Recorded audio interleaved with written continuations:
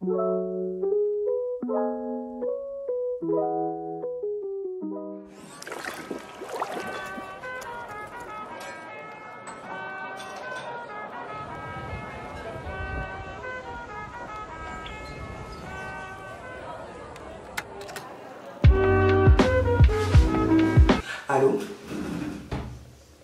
C'est pour vous.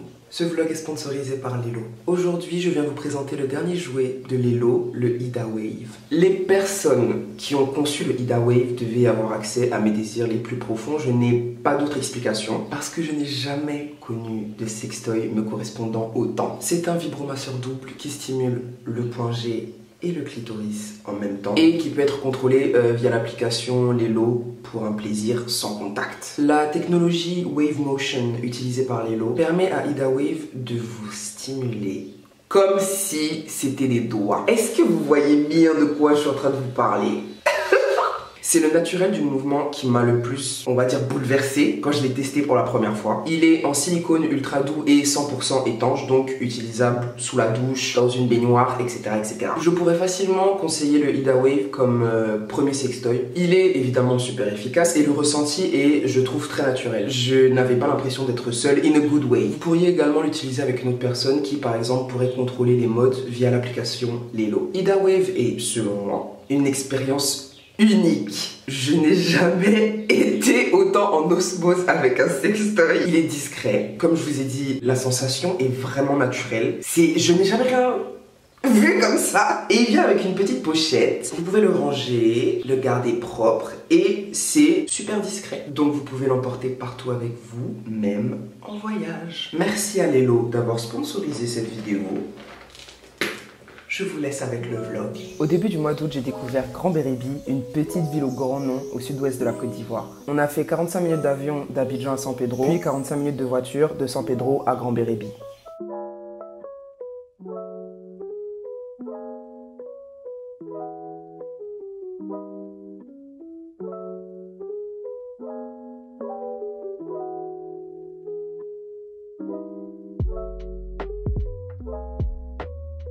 Je me suis fait deux copines trop mignonnes.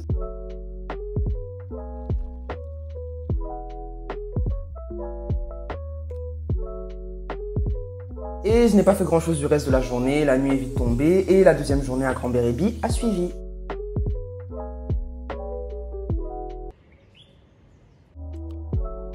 La poupée. On a marché jusqu'à la baie des Sirènes pour déjeuner.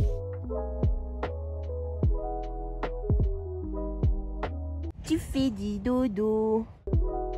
J'ai vu un touraco, c'est l'oiseau sur les billets de 10 000 francs CFA, j'en avais jamais vu. En août, il pleut pas mal, donc je n'ai pas pu profiter de l'eau comme je voulais. Mais j'ai mangé comme un petit cochon et j'ai bien profité du paysage.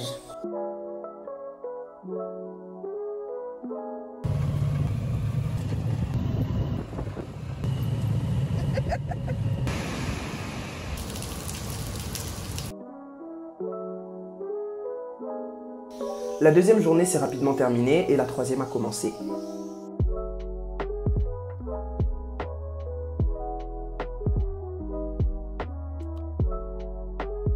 Tu t'es fait toute belle. Tu as un petit collier. Toi aussi, tu as un nouveau collier, vous bête.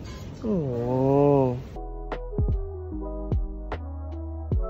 Après le petit déjeuner, on est allé voir des petits singes qui vivent à 5 minutes en bateau de notre hôtel. Le guide les appelle en faisant un bruit spécifique et ils viennent parce qu'ils savent que les touristes leur apportent à manger. Ce sont des sarcopithèques blanc-nez, des cousins germains de Clichy que vous pouvez voir dans ma vidéo Q&A avec mes singes. Avant, les villageois les mangeaient, mais depuis quelques années, ils reçoivent un pourcentage des balades des touristes qui viennent voir les singes, donc ils n'y touchent plus. Ils ne mangeaient pas les petits que vous voyez sur ces images, ils mangeaient les gros. Les plus jeunes n'ont pas connu le braconnage, donc ils s'approchent très facilement. Les plus vieux les surveillent de loin en poussant des cris pour les prévenir. Ils étaient très curieux et absolument pas agressifs. Oh, mais douce, mais toi aussi. Bébé.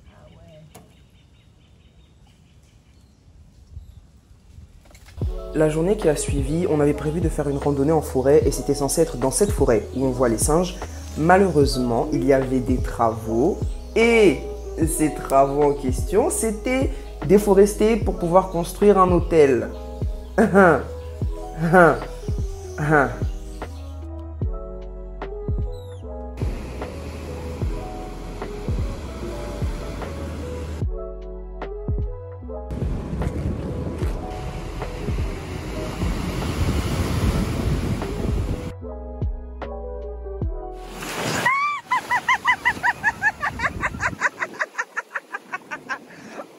Bonjour poupette et bonjour.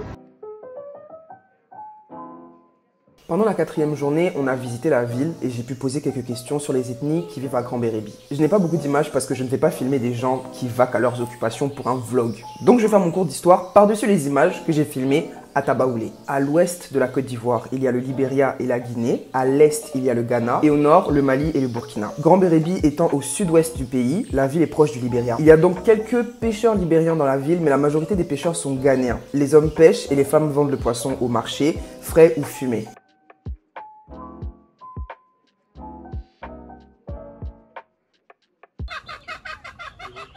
Ils vivent dans des baraques, c'est très rare qu'ils vivent dans des maisons en béton parce qu'en fait ils viennent faire un maximum d'argent avant de rentrer dans leur pays. Leurs enfants vont dans une école ghanéenne, ils ne suivent pas le programme ivoirien et leur communauté est vachement refermée sur elle-même. Si les femmes se marient en dehors de la communauté, les gens vont jusqu'à leur refuser de leur vendre du poisson en leur disant ton mari n'a qu'à t'en donner. On a vu un menuisier qui fait des cercueils pour eux. Ce bateau est en fait un cercueil, il était fait pour une dame qui vendait du poisson. Les Ghanéens ont une culture très différente des nôtres autour de la mort. Un jour j'irai au Ghana pour la découvrir. On a déjeuné à Tabaoulé, je me suis fait 3 nouveaux copains. Vous permettez de venir à la table des gens comme ça? Petit cœur.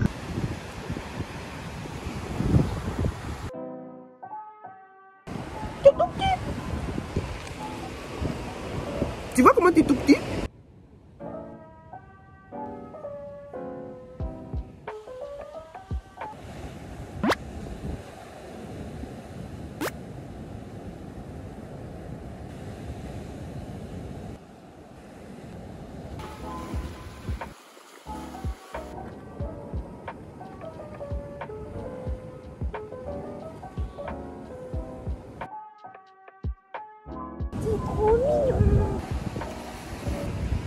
Et nous avons vu de loin les piscines naturelles.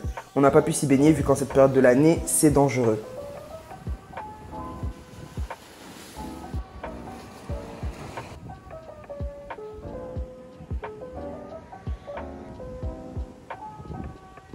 Tu fais plein de bêtises. C'est tout pitiscule. Bébé. Qui bébé.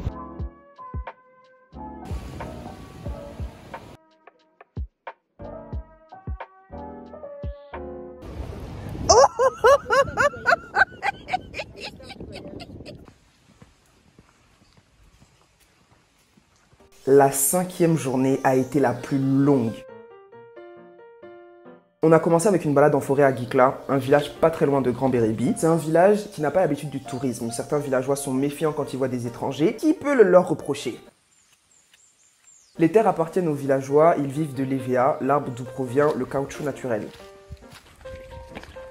Il faut compter 7 ans après avoir planté un arbre pour pouvoir commencer à le saigner. L'EVA est coupé 2 fois par semaine pour laisser le bois se reposer et après 4 ans, on coupe l'arbre et on le remplace par un autre. Avant l'EVA, les villageois vivaient du café et un peu du cacao. La Côte d'Ivoire est très connue pour ça. Quand le prix de l'EVA est monté, ils ont tout coupé pour en planter. L'avantage des champs d'EVA, c'est qu'il y a peu de soleil qui traverse, donc on peut marcher tranquillement pendant longtemps. L'ethnie ivoirienne majoritairement présente à Grand Bérébi et aux alentours, ce sont les Kroumen. À la base, c'est le peuple Krou, et leur nom leur viendrait des colons pour qui ils travaillaient sur les bateaux du 16e au 20e siècle, qui les appelaient Kroumen, les hommes Krou. Il y a les petits poissons, tout ça là. Leurs ancêtres viendraient de base d'Éthiopie, et on les retrouve majoritairement en Côte d'Ivoire, au Libéria, en Sierra Leone et ailleurs, mais j'ai plein d'autres informations pour vous. Les Kroumen francophones sont majoritairement catholiques à cause de l'évangélisation des missionnaires français depuis la fin du 19e siècle. Les maisons sont faites en terre, la terre rouge que vous voyez par terre là. Ils terminent les maisons en faisant du crépissage avec du ciment et les toits sont faits en tôle. Bien entretenus, les maisons peuvent durer longtemps. Quand on n'est plus dans les champs d'EVA, l'ambiance n'est pas du tout pareille. Après notre randonnée, on s'est baigné et on a mangé et on s'est mis en route pour une autre randonnée. Merci.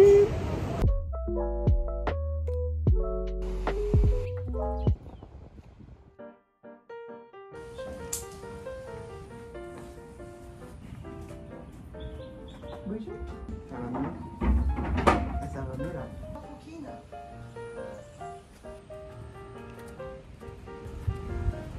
J'ai décidé de monter à cru, ça veut dire sans sel, parce que il fait super chaud en fait. C'est des sels western, des sels de cow-boy qui donnent. J'ai jamais monté avec ça.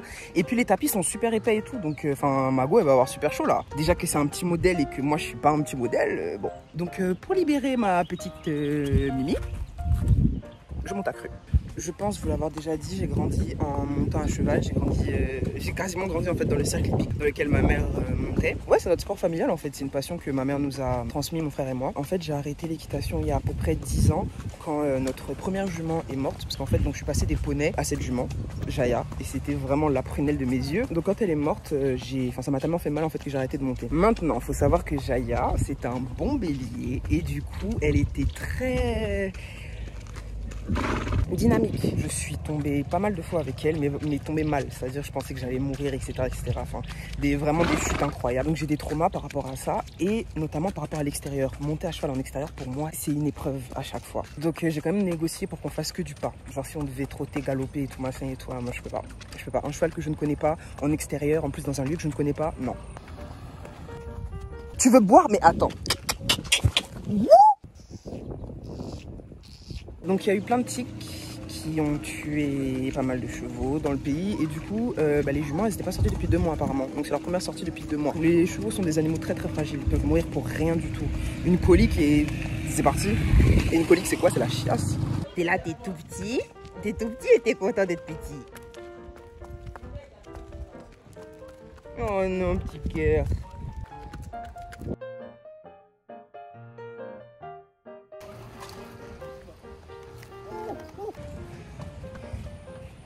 Docile et courageuse, je suis la préférée des débutants. Je suis aussi une grande nageuse. On me surnomme l'hippocampe. J'aime les baignades. T'aimes bien tes baignades?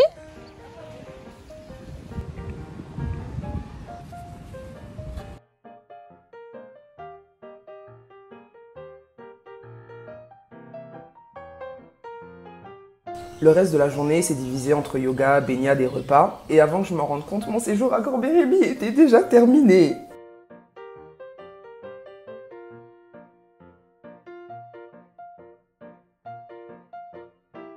Oh, tu viens dire bonjour.